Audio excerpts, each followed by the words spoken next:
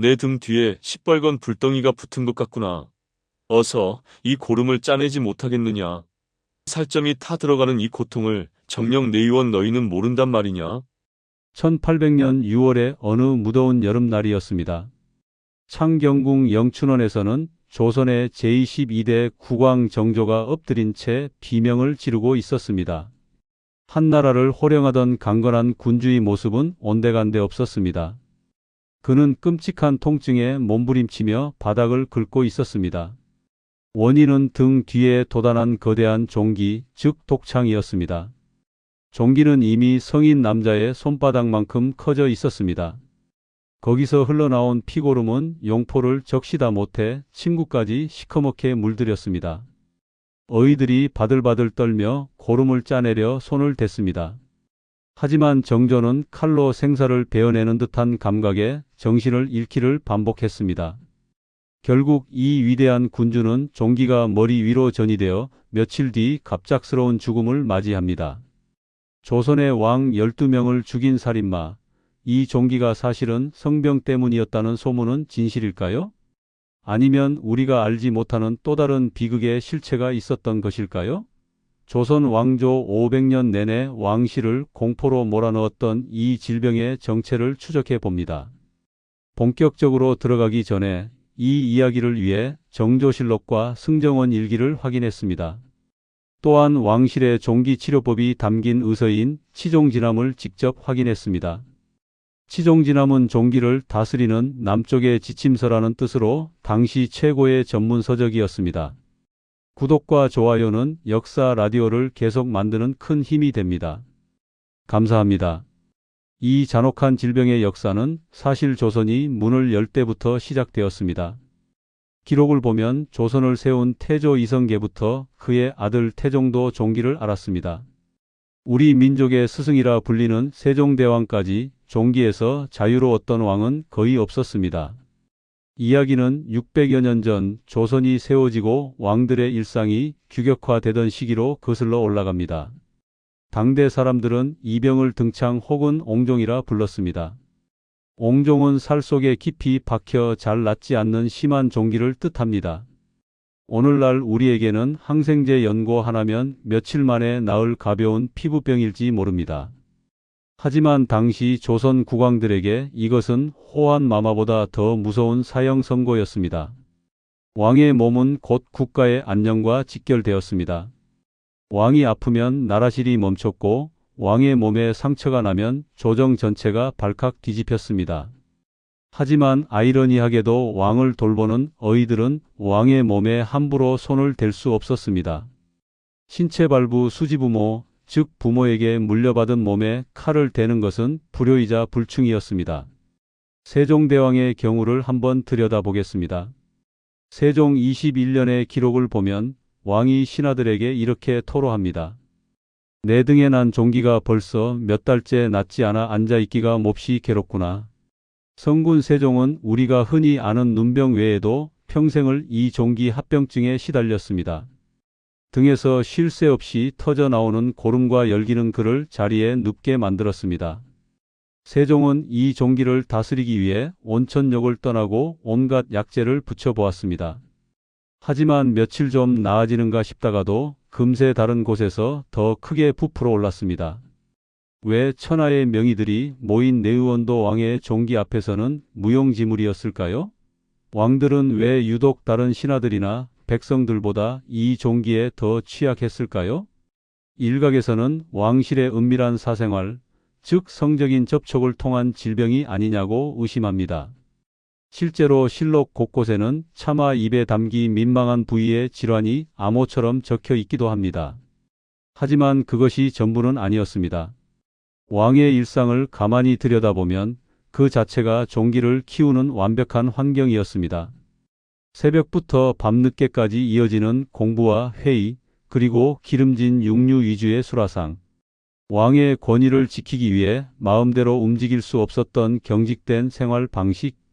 이 모든 것이 결합하여 왕의 피를 탁하게 만들고 등 뒤에 끔찍한 괴물을 키웠습니다.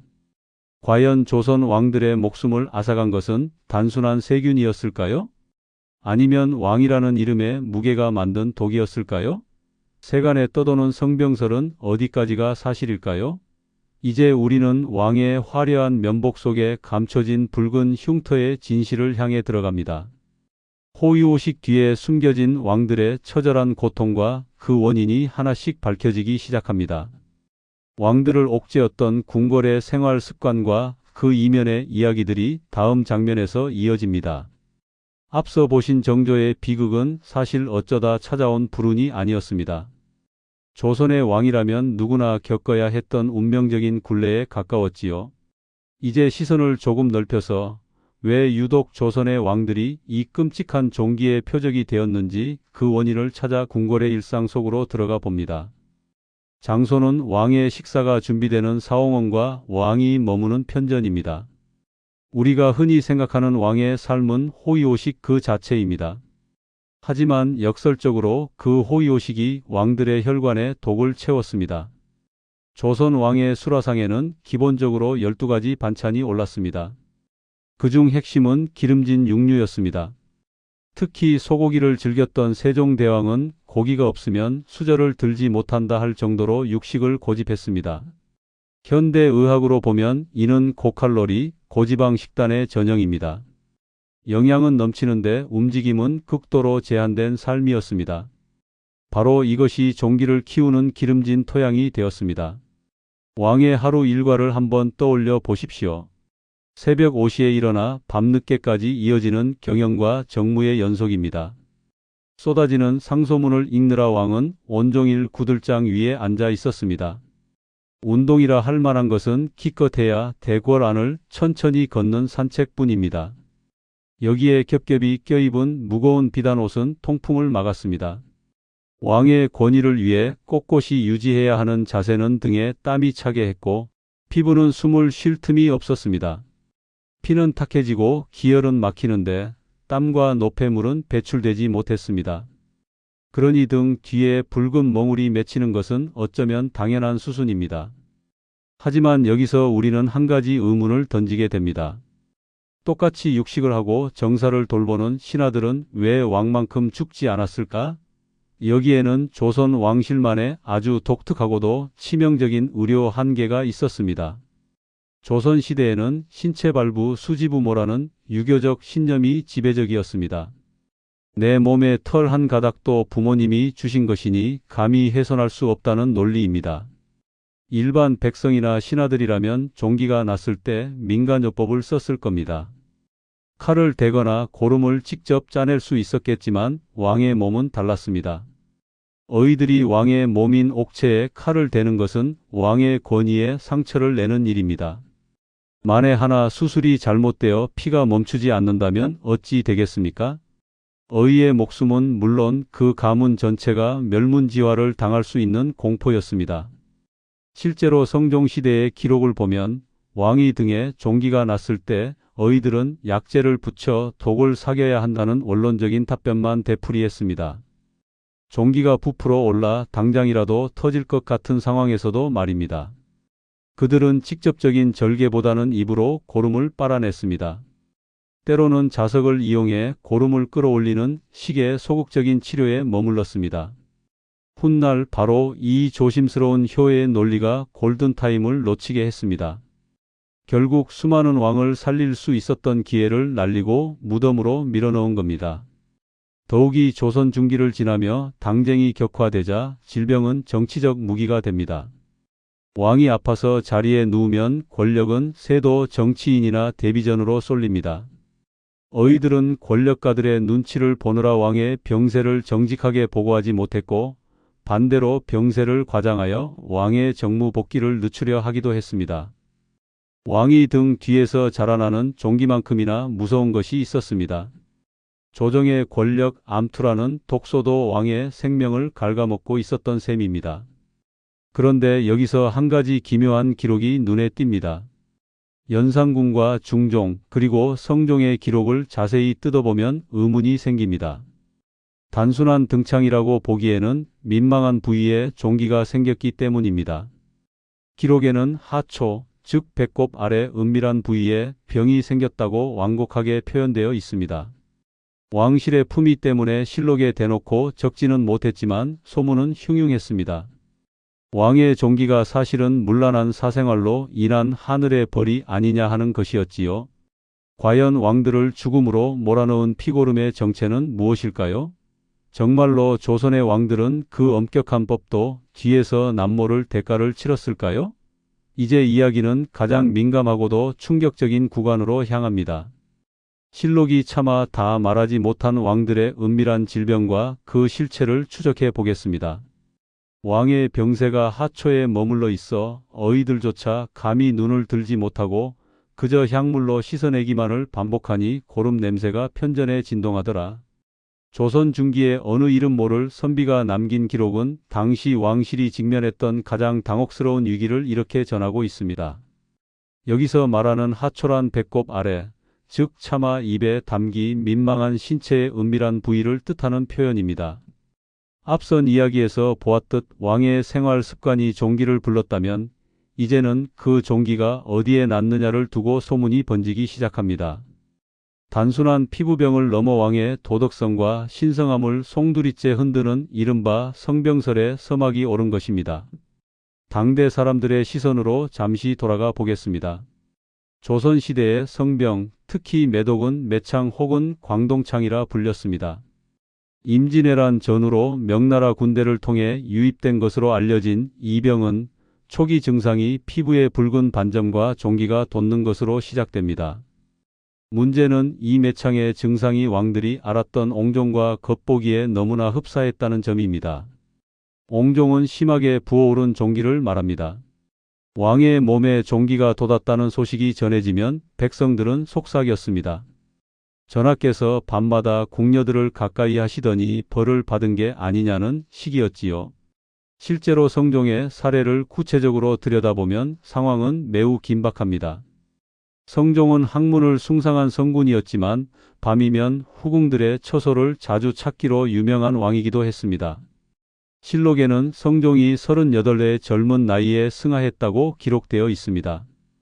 그 사유는 배꼽 아래에 난 종기였습니다. 현대 의학자들 중 일부는 이 기록을 토대로 성종이 매독에 의한 합병증으로 사망했을 가능성을 조심스럽게 제기하기도 합니다. 당시 어이들은 왕의 은밀한 부위를 직접 검진해야만 했습니다. 하지만 유교적 예법 때문에 눈을 가리거나 비단 천 위로만 환부를 만져야 했습니다. 제대로 된 진단이 이루어질 리 만무한 환경이었습니다.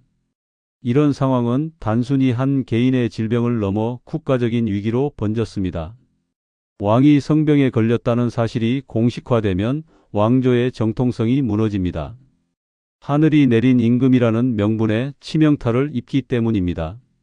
그래서 내의원과 사관들은 하초의 병이라는 완곡한 표현을 쓰거나 아예 등창으로 기록을 덮어버리는 전략을 취했을 가능성이 큽니다. 하지만 기록을 지운다고 해서 흉흉한 소문까지 막을 수는 없었습니다. 당시 주막이나 시장통에서 떠돌던 야사를 들어보면 분위기가 생생합니다. 궁궐에서 나오는 빨랫감에 피고름이 묻어 나오는데 냄새가 고약하다더라. 왕이 아랫도리를 씻을 때 비명을 지르는데 대궐 밖까지 들린다더라. 이런 식의 자극적인 이야기들이 조선 팔도로 퍼져나갔습니다.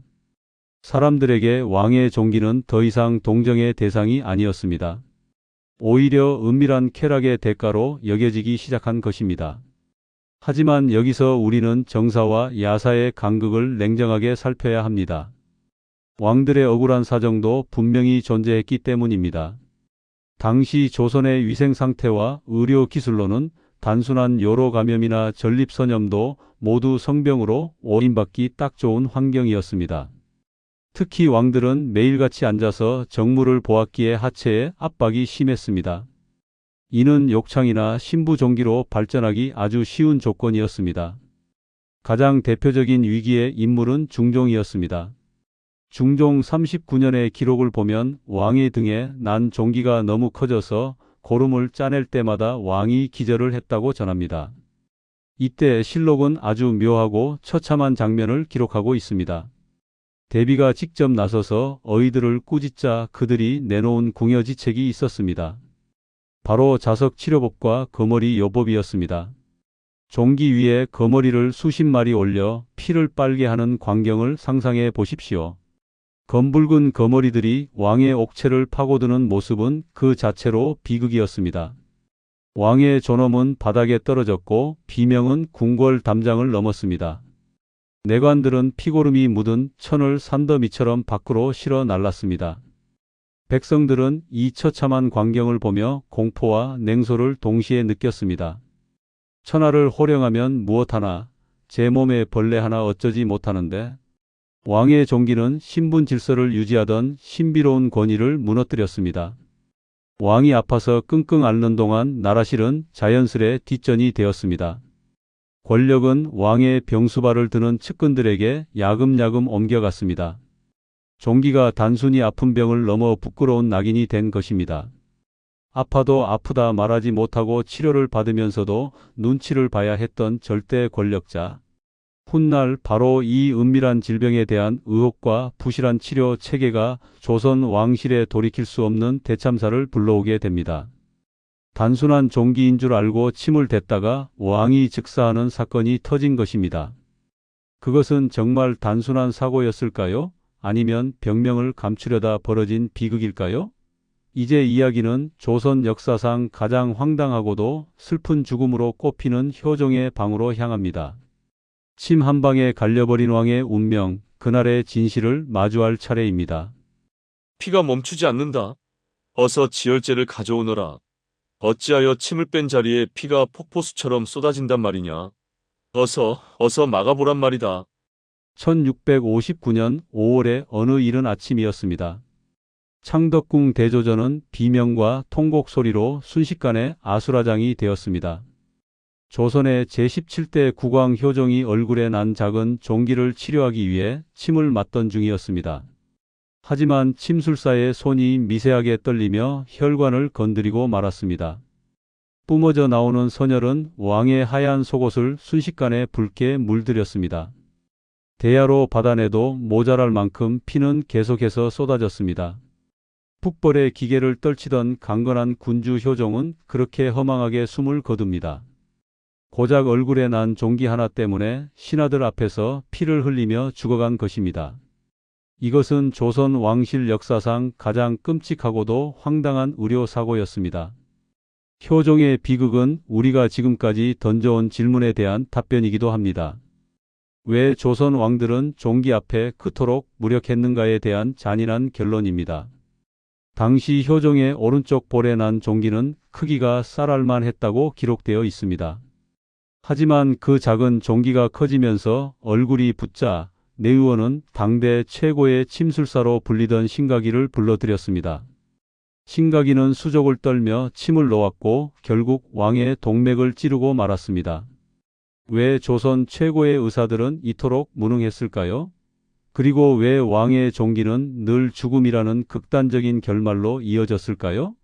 이제 우리는 제목에서 던진 질문, 조선 왕 12명을 죽인 종기가 정말 성병이었는지 아니면 다른 이유가 있었는지에 대한 핵심 진실에 도달하게 됩니다.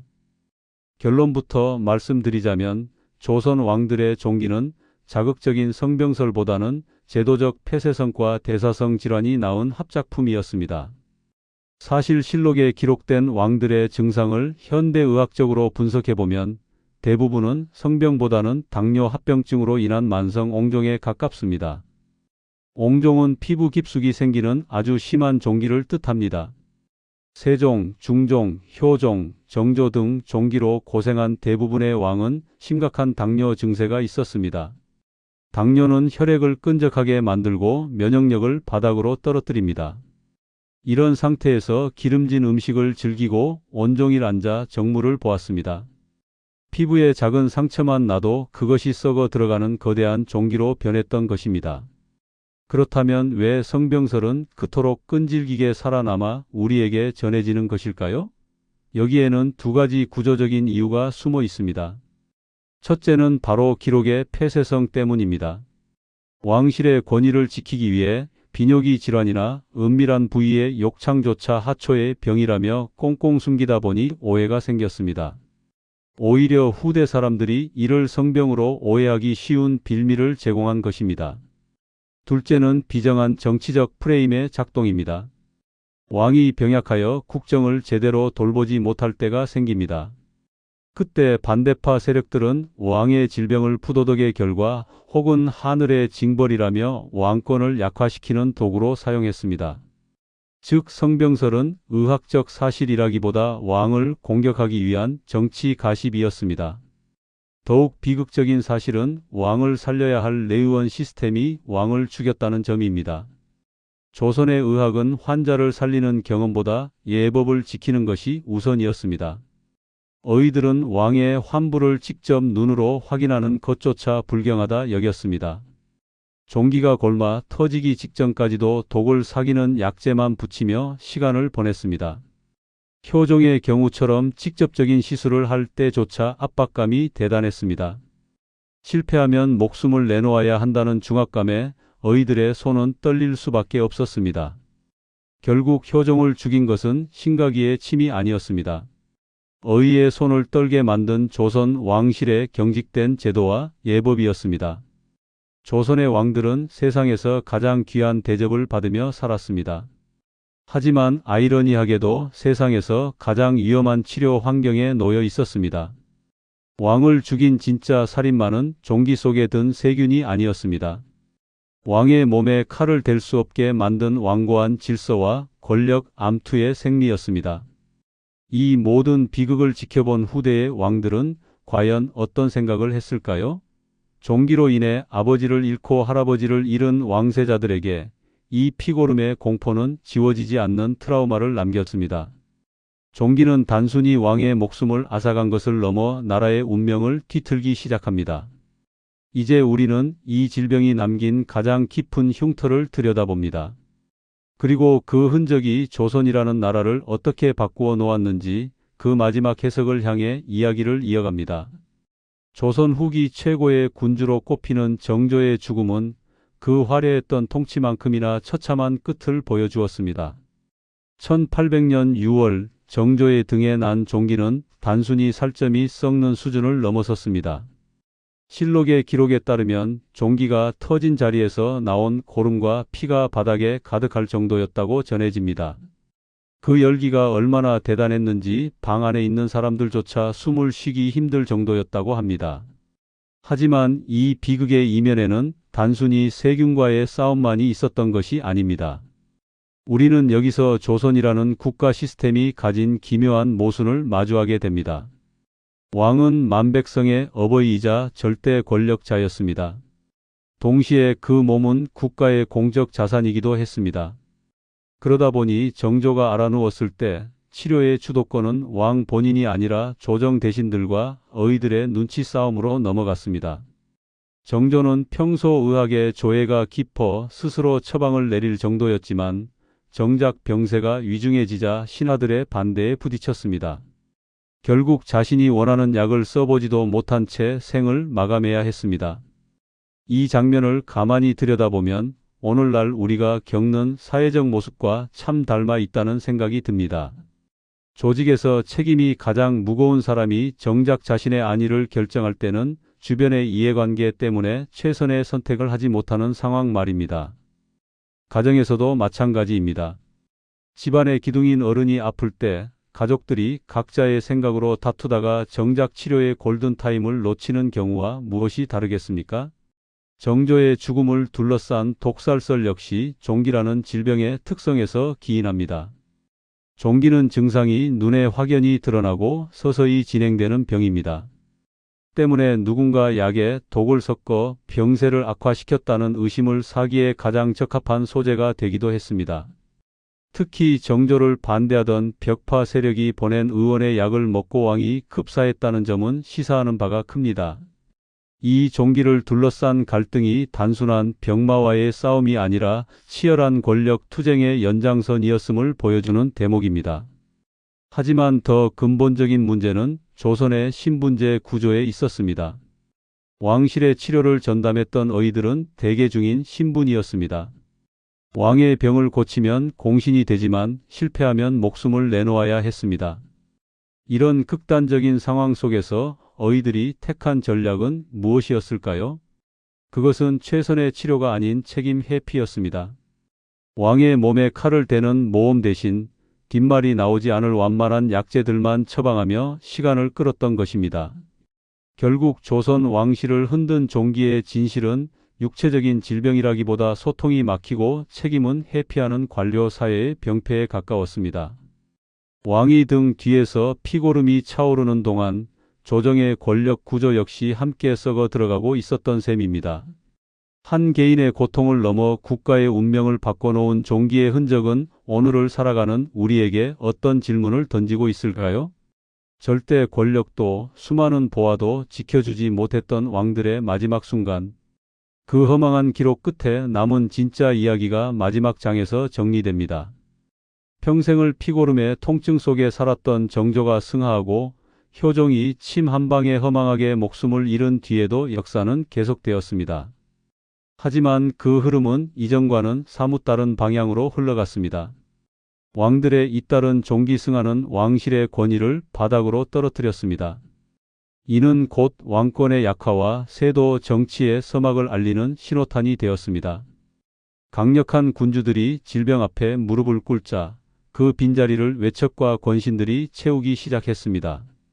조선은 그렇게 조금씩 쇠퇴의 길로 접어들게 된 것입니다. 우리는 이번 이야기를 시작하며 한 가지 질문을 던졌습니다. 조선 왕 12명을 죽인 종기가 정말 성병이었을까라는 의문 말입니다. 하지만 기록을 따라와 본 끝에 마주한 진실은 달랐습니다. 그것은 단순히 은밀한 사생활이 낳은 결과가 아니었습니다. 영양의 불균형과 과도한 스트레스, 그리고 무엇보다 중요했던 이유. 왕의 몸에 칼을 댈 수 없다는 경직된 시스템이 만든 비극이었습니다. 만약 당시 조선의 실용적인 의학 정신이 조금 더 일찍 뿌리 내렸다면 역사는 과연 어떤 모습으로 바뀌었을까요?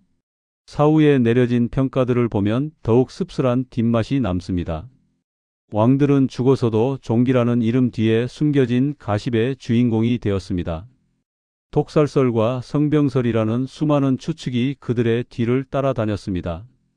절대 권력의 상징이었던 용포를 벗겨내고 마주한 그들의 맨몸. 그것은 우리 주변에서 흔히 볼 수 있는 고독한 가장의 모습이었습니다. 동시에 병마와 처절하게 싸우는 한 인간의 모습일 뿐이었습니다. 이 대목에서 오늘날 우리의 삶을 투영해 봅니다. 평생을 가족과 사회를 위해 헌신하며 살아오신 우리 시니어 분들, 여러분께서도 가끔은 남들에게 말 못할 아픔이나 무거운 책임감 때문에 마음의 종기를 하나둘 키우고 계시지는 않습니까? 겉으로는 멀쩡해 보여도 속으로는 골마 터지는 상처를 안고 가족이라는 이름의 옥체를 보존하기 위해 견뎌온 세월 말입니다. 옛날 왕들이 겪었던 그 고통의 구조가 오늘날 우리의 삶과 참 닮아 있습니다. 우리는 그 기록 속에서 묘한 동질감과 위로를 얻기도 합니다. 이제 우리는 이 피고름의 역사를 덮으며 스스로에게 질문을 던져봅니다. 만약 여러분이 그 시절 침을 든 어이였다면 어떤 선택을 하셨겠습니까? 권위를 지키기 위해 고통을 감내하겠습니까? 아니면 모든 체면을 내려놓고 상처를 도려내는 용기를 내시겠습니까? 조선 왕들의 흉터는 우리에게 분명한 메시지를 전합니다. 건강을 잃으면 천하를 얻어도 무용지물이라는 평범한 진리입니다. 또한 소통이 막힌 조직은 스스로 썩어 들어갈 수밖에 없다는 사실입니다. 오늘 우리가 들여다본 왕들의 비극이 옛날 이야기로만 머물지 않고 여러분의 오늘을 따뜻하게 돌보는 작은 거울이 되었기를 바랍니다. 오늘 이야기는 여기까지입니다. 오늘 하루도 참 고생 많으셨고 잘 견뎌내셨습니다. 여러분들의 고된 하루에 역사 라디오가 작은 휴식처가 되었기를 바랍니다. 이 영상이 좋았다면 구독과 좋아요, 알림 설정이 큰 힘이 됩니다. 댓글로 오늘 가장 인상 깊었던 장면이나 생각을 한 가지 남겨주세요. 역사 라디오 채널에 오시면 더 흥미로운 이야기들이 기다리고 있습니다. 함께 해주셔서 진심으로 감사합니다. 건행하십시오.